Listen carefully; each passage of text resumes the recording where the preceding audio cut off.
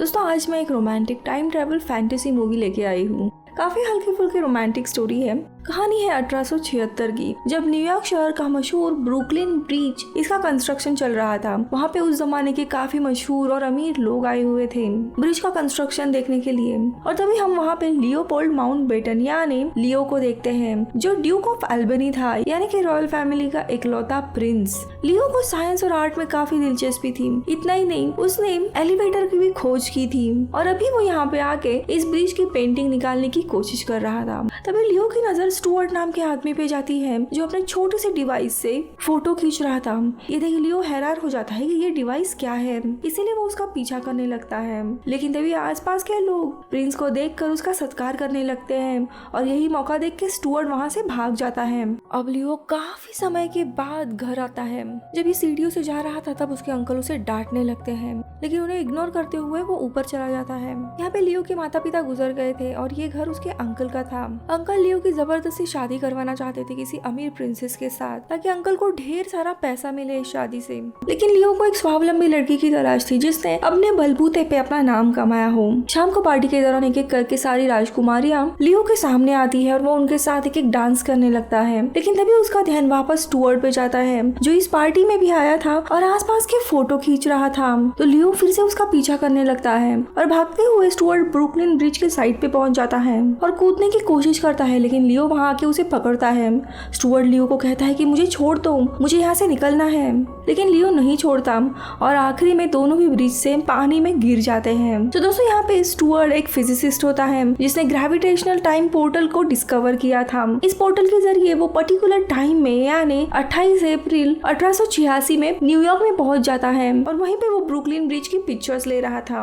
अब ये शॉट यहीं पे कट होता है और अगले सीन में हम केट नाम के लड़की को देखते हैं, जो एडवर्टाइजमेंट कंपनी में मार्केट रिसर्चर होती है। वो अपना काम निपटा के जब घर आती है तब उसके घर के ऊपर वाले कमरे में स्टुअर्ट रहता था, जो कि अचानक से काफी आवाजें करने लगता है। दरअसल यहाँ पे स्टुअर्ट केट का एक्स बॉयफ्रेंड था। अब उसे यहाँ पे ब्रिज से गिरने के बाद लियो और स्टुअर्ट पहुंच चुके थे 21वीं सदी में। स्टुअर्ट लियो को अपने घर लेके आता है और उसे सुला देता है।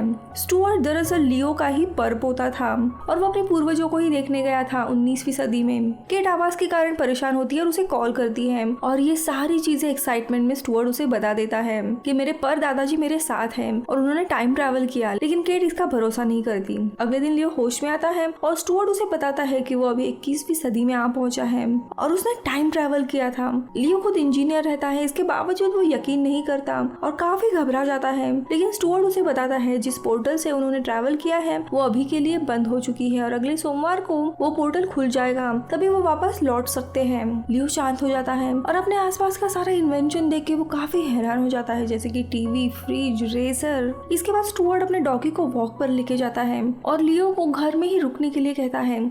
अचानक से स्टुअर्ट की बिल्डिंग की लिफ्ट खराब हो गई थी। लिफ्ट का डोर बिना लिफ्ट के ही ओपन हो जाता है और स्टुअर्ट उसमें गिर जाता है। तो यहाँ पे केट स्टुअर्ट के घर आती है और उसकी मुलाकात चार्मिंग लियो से होती है। लियो केट की पर्सनालिटी से काफी इम्प्रेस होता है कि ये लड़की खुद के बलबूते पे अकेले रह रही है। लेकिन अभी केट को कॉरिडोर में स्टुअर्ट का डॉगी मिलता है। उसको देख केट लियो को कहती है तुम डॉगी को ऐसे बाहर नहीं रख सकते, उसे तुम्हें वॉक पे लेके जाना पड़ेगा वरना वो यहीं पे पूप कर देगा। अब ये सुनते ही ना चाहते हुए भी लियो को डॉगी को लेके जाना पड़ता है और पहली बार वो बाहर का नजारा देख के हैरान हो जाता है। कार से लेके टीवी, कैमरा, काफी सारे आविष्कार थे उसके लिए और तो और लोग भी उसे देखे जा रहे थे क्योंकि वो राजकुमार की तरह ही पहराव करके था।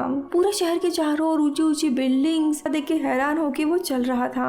इसके बाद ये डॉगी रास्ते में ही पूप कर देता है। ये देख पुलिस वहाँ पे आ जाती है और वो लियो को उस गंदगी को उठा के डस्टबिन में डालने के लिए कहती है। अब दोस्तों लियो एक राजकुमार था, वो सीधा सीधा मना कर देता है। तो पुलिस लियो के पॉकेट से जो लेटर था स्टुअर्ट के लिए वो निकालती है और स्टुअर्ट के नाम का ही चालान भर देती है क्योंकि उसने वो गंदगी डस्टबिन में नहीं डाली। अब लियो आगे उस डॉगी को लेके ब्रुकलिन ब्रिज चला जाता है, जिसे देख के वो इतना खुश होता है कि इतने सालों के बाद भी ब्रिज वैसा का वैसा ही है। उसके लिए ये चीज चमत्कार से कम नहीं दी और वो जोरों जोरों से मिराकल मिराकल कह के चिल्लाने लगता है। वो काफी खुश हो गया था ब्रिज को देख के। जब वो घर वापस आता है तब देखता है स्टुअर्ट को हॉस्पिटल लेके जा रहे थे क्योंकि वो लिफ्ट से गिर गया था नीचे। घर पहुंच पहुंचकर लियो किचन में रखे फ्रोजन खाने को देख रहा होता है, क्योंकि उसने ऐसा सब खाना पहले कभी खाया नहीं था। तभी अचानक से फोन की घंटी बजती है। स्टुअर्ट वॉइस मैसेज देकर उसे बोल रहा होता है कि फोन कैसे उठाना है। फिर लियो फोन उठाता है और वो उसे कहता है कि वो आज रात ही घर पहुंचेगा, तुम घर से बाहर मत निकलना। अब ये बातें चल ही रही थी, तभी स्टुअर्ट के घर का पड़ोसी का बच्चा हेक्टर घर में चुपचाप आ जाता है और टीवी देखने लग जाता है। ये देख लियो उसे पूछता है कि तुम कौन हो, तो वो कहता है मैं हेक्टर हूँ और मेरी माँ वेडनेसडे को लेट घर आती है, इसीलिए वो हमेशा वेडनेसडे को स्टुअर्ट के साथ ही टीवी देखता है।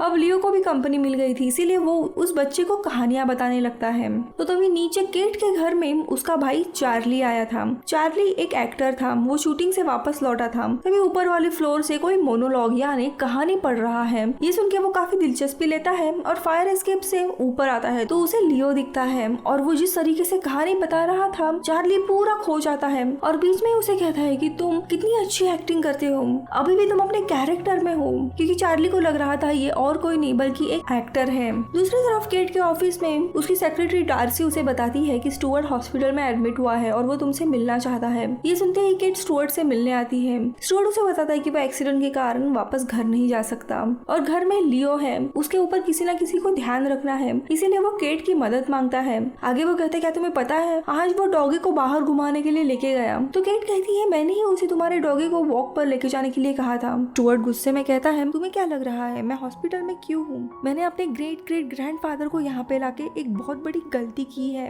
अगर उन्हें यहाँ पे कुछ हो गया या फिर वो अगर वापस अतीत में नहीं पहुँचे और उनकी शादी और उनके बच्चे नहीं हुए तो मेरा पूरा अस्तित्व धोखे में आएगा, इसीलिए मुझे वक्त में उन्हें पहुँचाना है और तब तक के लिए उन्हें सेफ रखना है। यानी दोस्तों यहाँ पे क्लियर हो जाता है कि लियो फ्यूचर से आने के कारण करंट टाइमलाइन में चेंजेस आने लगे थे और इसी के कारण न्यूयॉर्क शहर के कई सारे बिल्डिंग्स के लिफ्ट खराब हो गए थे। दरअसल लिफ्ट का इन्वेंशन लियो ने ही किया था। लिफ्ट इन्वेंट करने के बाद उसका लाइसेंस लियो ओटिस नाम की कंपनी को बेचता है, लेकिन अभी लियो फ्यूचर में आने के कारण लाइसेंस ओटिस को नहीं मिलता और इसी के कारण आज प्रेजेंट में काफी सारे लिफ्ट्स काम करना बंद करते हैं। केट जब घर जाती है वो देखती है घर में चार्ली, हेक्टर और लियो तीनों भी गा रहे होते हैं और लियो अपने घर लौट आता है। चार्ली बताता है कि उसने लियो को डिनर पर बुलाया है और रात में डिनर के दौरान लियो पूरे राजकुमार की तरह ही तैयार होके आता है। जब केट कुछ लेने के लिए खड़ी हो जाती है तो लियो भी उसके रिस्पेक्ट में खड़ा हो जाता है, क्योंकि राजघराने में कोई भी लेडी अगर उठती है तो उसके सम्मान में उठा जाता है। अब ये सब कुछ देख के केट को यही लग रहा था कि ये झूठा आदमी है, तो उसके भाई चार्ली को लग रहा था कि ये एक्टर है और अपने रोल में इतना घुसा हुआ है कि ये मेथड एक्टिंग कर रहा है। आगे वो चार्ली को स्टुअर्ट के रिसर्च पेपर के बारे में बताता है कि स्टुअर्ट ने फोरकास्ट पोर्टल ढूंढी है, यानी एक ऐसी पोर्टल जो बस कुछ ही पलों के लिए खुलती है और तुम उससे अतीत में जा सकते हो, लेकिन वो पल यानी पोर्टल कब खुलेगी ये जानने के लिए इंसान को वेलोसिटी यानी तेजी की जरूरत है और स्टुअर्ट ने ग्रेविटी का स्पीड इस्तेमाल करके इस पोर्टल को खोज निकाला है, इसीलिए उसे ब्रिज से कूदना पड़ा और इसी तरह उसने फैब्रिक ऑफ टाइम में एक छेद करते हुए एक वर्म होल के जरिए वो दूसरे साइड से निकला यानी अतीत में जाके पहुंचा। केट को ये सब कुछ बकवास लगती है, इसीलिए वो उसे डिनर के वक्त ही जाने के लिए कहती है। अब अगले दिन लियो खुद के लिए ब्रेकफास्ट बना रहा होता है, लेकिन गलती से वो टोस्टर लंबे समय के लिए रखता है और घर में पूरा धुआं धुआं हो जाता है। केट उसकी मदद करने के लिए आती है। अब टोस्टर से परेशान होकर गुस्से में लियो काफी सारी चीजें कह रहा था कि ये मशीन कैसी है, ऐसा इन्वेंशन नहीं होना चाहिए, लेकिन उसके बात करने के तरीके से केट काफी इंस्पायर्ड होती है और उसे अपने ऑफिस लेके जाती है और एक टीवी कमर्शियल का ऑडिशन देने के लिए कहती है। वो जिस तरीके से बात करता है उस तरीके से काफी लोग इससे इम्प्रेस होते हैं और उसे एडवर्टाइजमेंट में एक्टिंग का जॉब मिलता है, जिसके कारण केट काफी खुश हो जाती है क्योंकि वो काफी समय से एक अच्छा एक्टर ढूंढ रही थी। खुश होकर दोनों भी वापस घर जा ही रहे होते हैं, लेकिन तभी अचानक से एक चोर केट का पर्स चुराता है और वो भाग जाता है और केट उसके पीछे पीछे भागने लगती है, लेकिन लियो आसपास दिखाई नहीं दे रहा था। लेकिन तभी पीछे से वो घोड़े पे सवार होकर आता है। सबसे पहले वो केट को घोड़े पे लेता है और बाद में काफी साहस के साथ वो चोर को पकड़ता है। केट की सारी बातें देख के अचंभित रहती है। तो दरअसल यहाँ पे लियो को केट पसंद आ रही थी, जिस तरीके से उसका व्यक्तिमत्व था, जैसे कि वो खुद अपने पैरों पे खड़ी हो रही थी, अपना नाम कमा रही थी, उसे किसी की जरूरत नहीं थी। इस बात से लियो काफी इम्प्रेस हो जाता है। शाम को केट को उसके बॉस जेजा ने डिनर पे इनवाइट किया रहता है, जहाँ पे वो केट को इम्प्रेस करने की काफी कोशिश कर रहा था और केट काफी अनकंफर्टेबल हो रही थी उसकी इन बातों से। तो दूसरी तरफ चार्ली लियो को एक क्लब में अपने दोस्तों से मिलाने के लिए लेके जाता है। उस क्लब में चार्ली की क्रश पेट्रिशिया भी होती है। लियो का बिहेवियर हर जगह पे एक जेंटलमैन की तरह था, जिसके कारण सारी लड़कियां उसके ऊपर इम्प्रेस हो जाती थी। लियो का चार्म ही अलग था। अब चार्ली यहाँ पे पेट्रिशिया को इम्प्रेस करने की इतनी कोशिश करता है लेकिन वो इम्प्रेस नहीं होती। इनफैक्ट लियो के बर्ताव और उसकी कहानियों के कारण सारी लड़कियां उसी की बातें सुनने लगती हैं, जिसके कारण चार्ली को गुस्सा आता है और थोड़ी देर के बाद ये लोग क्लब से निकलते हैं और वो लियो पे नाराज होता है। लेकिन तभी लियो पेट्रिशिया का नंबर देते हुए उसे कहता है कि मैंने उसका नंबर लिया है। इससे चार्ली और भी नाराज हो जाता है, लेकिन आगे लियो कहता है कि ये नंबर मैंने अपने लिए नहीं तुम्हारे लिए लिया है। मैंने पेट्रिशिया से कहा कि चार्ली तुम्हें काफी एडमायर करता है, तुमसे काफी इंस्पायर होता है, लेकिन उसके स्वभाव के कारण वो ये सारी बातें तुम्हें बता नहीं सकता। अब ये सुनने के बाद पेट्रिशिया ने खुद से ये नंबर मुझे दिया है तुम्हें देने के लिए। अब ये सुनते ही वो काफी खुश हो जाता है और चार्ली उसे पूछता है कि क्या तुम्हें मेरी बहन पसंद है, तो लियो कहता है कि हाँ शायद। इसीलिए जबरदस्ती चार्ली लियो को उसी रेस्टोरेंट में लेके जाता है जहाँ पे केट जेजे के साथ डिनर। बातों बातों में ओपेरा का टॉपिक आता है और जेजे वापस अपनी बड़ाई करने लगता है कि मैं काफी फ्लुएंटली फ्रेंच बोलता हूँ। अब ये देख हमारा प्रिंस उसके साथ फ्रेंच में बात करने लगता है, लेकिन जेजे का मुंह ही बंद हो जाता है क्योंकि उसे फ्रेंच एक्चुअली में समझ नहीं आती। तो यहाँ पे जेजे केट को इम्प्रेस करने के लिए उसे द मेट का जो म्यूजियम है वहाँ पे जबरदस्ती लेके जा रहा था, लेकिन केट मना करती है। अब ये देखते हुए जेजे लियो को पूछता है कि क्या तुम बिलीव कर सकते हो इतने बड़े म्यूजियम में आने के लिए ये मुझे मना कर रही है। लियो एक बार केट की तरफ देखता है और वो समझ जाता है कि केट काफी अनकंफर्टेबल हो रही है, तो वो जेजे को कहता है कि मेट काफी अच्छी जगह है, लेकिन शायद वो तुम्हारे साथ आने से मना कर रही है क्योंकि उसे अपने बॉस के साथ कहीं पे जाना नहीं है, जिसके कारण उसके ऑफिस में उसका नाम खराब हो सकता है। अब ये सुनते ही जेजे चुप हो जाता है। केट काफी गुस्सा हो जाती है लियो पे और वहाँ से निकल जाती है, लेकिन अगले दिन लियो इतना सुंदर और आदर के साथ केट के लिए एक खत लिखता है और माफी मांगते हुए उसे अपने बिल्डिंग के रूफ टॉप पे डिनर के लिए इनवाइट करता है, जिसपे केट मान जाती है। केट भी उस लेटर के कारण लियो के प्यार में पड़ गई थी और वो भी काफी अच्छे से डेट के लिए तैयार होके आती है। अब रात में केट रूफ टॉप पे आती है तो सारा इंतजाम देख के हैरान हो जाती है। वहाँ पे एक वायलिनिस्ट था और काफी सुंदर माहौल बना हुआ था, रोमांटिक था, और जिस तरीके से लियो उसको ट्रीट कर रहा था ये सब कुछ देख केट भी उसके प्यार में पड़ जाती है। दोनों भी डांस करते हैं और एक साथ रात बिताते हैं। अब अगले दिन केट और लियो मार्केट में घूमने जा रहे थे, तभी लियो को अपने अंकल का जो पैलेस रहता है एक बिल्डिंग वो दिखाई देती है और वो वहाँ पे चला जाता है। उसके बचपन की पोर्ट्रेट उसे दिखाई देती है और वो केट को कहता है कि ये मेरे माता पिता है और ये मैं हूँ। केट भी हैरान होकर ये सब कुछ देख रही थी। इसके बाद वो एक रूम में जाता है और एक सीक्रेट सा डोर ओपन करके एक छोटी सी अलमारी से अपनी माँ की रिंग निकालता है। ये देख केट भी समझ जाती है कि सच में ये टाइम ट्रैवल करके यहाँ पे आया हुआ है। और रात में दोनों भी बालकनी में बैठे हुए होते हैं और लियो केट को प्रपोज करने की कोशिश कर रहा था, लेकिन रात काफी हो चुकी थी और केट को नींद आ गई थी, इसीलिए वो प्रपोज नहीं करता। अब अगले दिन लियो कमर्शियल शूट करने के लिए जाता है जिसमें जो प्रोडक्ट वो बेच रहा था वो एक्चुअली में बहुत ही गंदा था। लियो को वो बिल्कुल भी पसंद नहीं आता और वो गुस्से में पूरी शूटिंग बंद कर देता है, जिसके कारण उसकी एंड केट की बहस हो जाती है और ऐसे ही देखते देखते पूरा हफ्ता बीत जाता है। अब सोमवार की सुबह आ जाती है। यहाँ पे स्टुअर्ट काफी टेंशन में था क्योंकि उसे हॉस्पिटल से रिलीज ही नहीं कर रहे।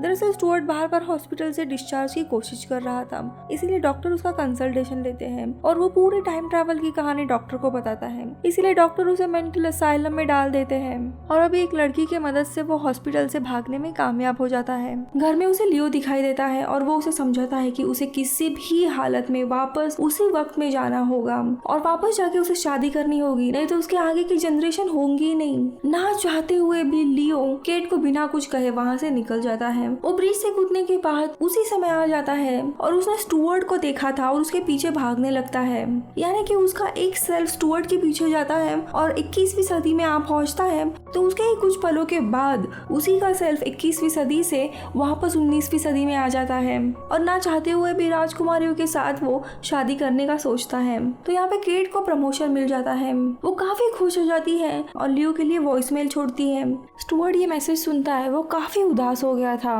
लेकिन तभी उसके रूम में चार्ली आता है और वो आसपास के पड़े हुए फोटो देखने लगता है और वो भी हैरान होता है कि यानी कि ये सच में अतीत से आया हुआ था और उनमें से ही वो एक फोटो देख के काफी आश्चर्यचकित हो जाता है और स्टुअर्ट को दिखाता है वो फोटो।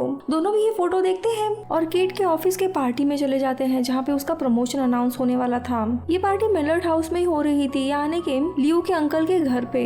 दोनों भी वहाँ पहुँचते हैं और केट को समझाने की कोशिश करते कि तुम्हें भी अतीत में जाना होगा वरना सब सब कुछ प्रॉब्लम होगा। लेकिन केट इनकी बात मानती नहीं है और अनाउंसमेंट के बाद स्टेज पे चली जाती है।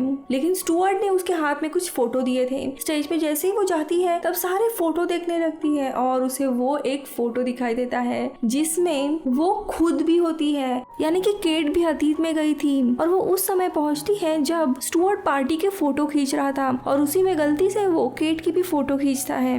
अब ये लूप कंप्लीट करने के लिए उसे भी अतीत में जाना पड़ेगा।